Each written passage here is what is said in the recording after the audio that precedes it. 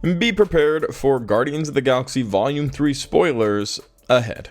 Hey everybody, how's it going? Welcome back to Cosmic Culture, the channel where we talk all things major movie and television news, theories, breakdowns, and much, much more. I'm your host, Chris, and what a triumphant film for Phase 5, following a lot of backlash from fans, from you guys, from critics, about how the MCU has declined following the first saga, the Infinity Saga. Well, we are now in the multiverse saga, and Phase 4 had some bumps and some bruises along the way, but ultimately I'm excited to see where we end up as we get closer to Secret Wars, Kang Dynasty, and a few more surprises that I know they have for us. With that being said, Guardians of the Galaxy Volume 3 was the much needed success story, the finale to a individual team that we've all been waiting for a few projects now. Ant-Man and the Wasp: Quantumania, although I don't have too many complaints about it, ultimately didn't garner the excitement necessary to pull massive box office numbers. And a big part of that, truth be told, is this emotionless storyline that we're currently running through, and Guardians of the Galaxy was a cure for that lack of emotion, and hopefully has helped Marvel find its way in its direction for creating teams, stories, and characters that we have an equal connection to.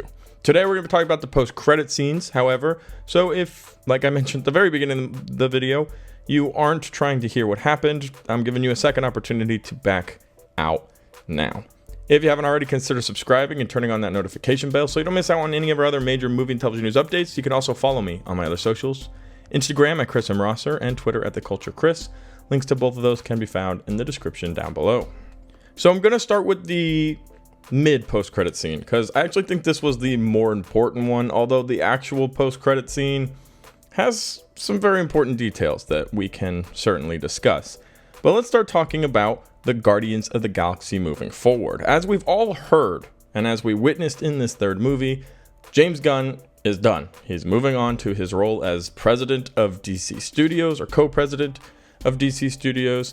We aren't going to be expecting, nor should expect, to see him working with the MCU anytime soon, unless, as he's teased a few times, we get DC versus Marvel, or DC and Marvel, or whatever crazy multiverse story they're going to go with there. So, the Guardians of the Galaxy have gone their separate ways. That was really the final moments of the third movie, was everybody headed out in different directions. And the post-credit scene, or the mid-post-credit scene, brings us to the new leader of not the Guardians of the Galaxy anymore, Rocket and Groot. And there is a new team formed here that we have to talk about. But first, here's how Guardians of the Galaxy Volume 3 really ends. The end of the movie, we see each member of the team decide to venture out on their own path. Peter, or Star-Lord, decides to make Rocket the leader of the Guardians of the Galaxy and decides to spend more time with his maternal grandfather. Nebula and Drax agree to stay back on Nowhere and run the city to help with all of the kids they saved from the High Evolutionary's ship. Gamora rejoins the Ravengers, and Mantis tells the group that she wants to decide her own fate and go off for a while. Groot stays with Rocket, as we see in the post-credit scene, and, of course, we get the first actual words from Groot that say, "I love you guys." So an unexpected, but still extremely emotional ending for the film. At the very end, Quill gives Rocket his iPod, and in this has a playlist from all the decades that they've, hung out together and listened to music, all the way up to the 2000s playlists. And this sees us off for the film. However, we get to skip ahead to the mid-credits scene. Now, this one shows Rocket and Groot in the desert with the newest iteration of the Guardians of the Galaxy.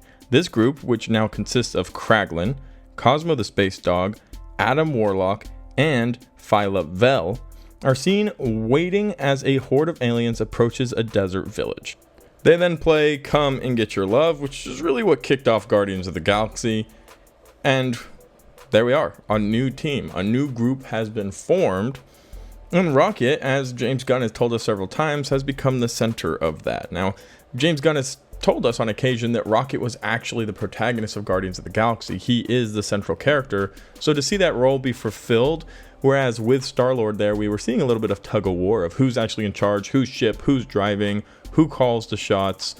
But now it's been very clearly handed to Rocket. And although our Guardians of the Galaxy have gone their separate ways, they're all still out there, and they could make an appearance later on Now we know Secret Wars is coming. It's going to be a big event, and this will probably include the majority of these characters coming back. We know Dave Bautista, for example, is pretty much done with the role, but maybe he could find some time to make a cameo or to make an appearance.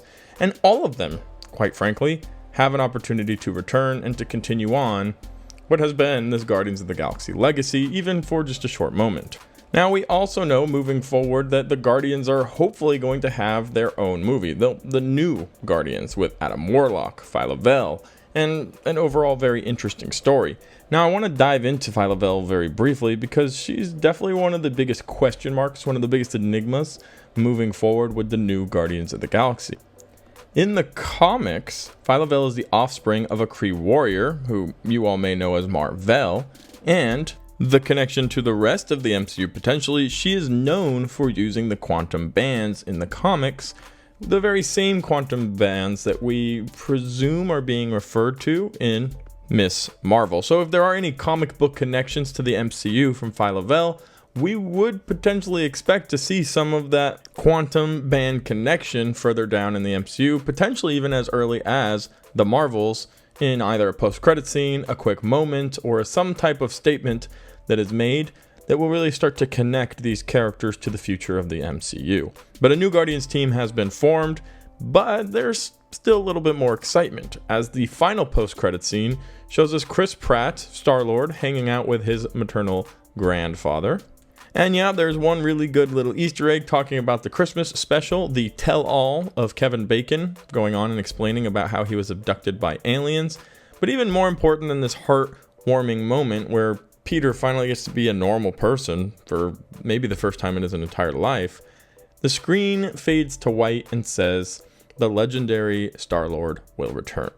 Now, this is exciting, because as much as Rocket is the leader of the Guardians of the Galaxy now, Star-Lord is definitely a fan favorite. Maybe not everybody's favorite, but everybody loves to see Chris Pratt as Star-Lord. These are two roles that were just matched so well. So knowing that he'll be coming back potentially as an individual or maybe joining the Guardians somewhere down the line has everybody very excited and shows that we could either get a Star-Lord spin-off movie or simply a cameo where he will return to the team at a later date. I think a lot of the Guardians of the Galaxy, their futures are still kind of up in the air, even for the actors who don't really know whether or not they'll be invited back or if they have space to come back. And although someone like Chris Pratt might have a little bit of a better idea, the characters were left in really cool bookmarked positions where they can return as needed or as desired without it being weird or strange.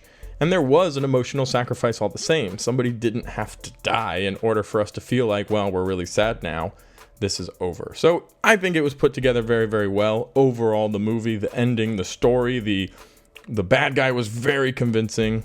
And all of these different elements have put together an emotional story, something that will get people excited to watch more Marvel movies and curious to find out what happens with these and other characters down the road.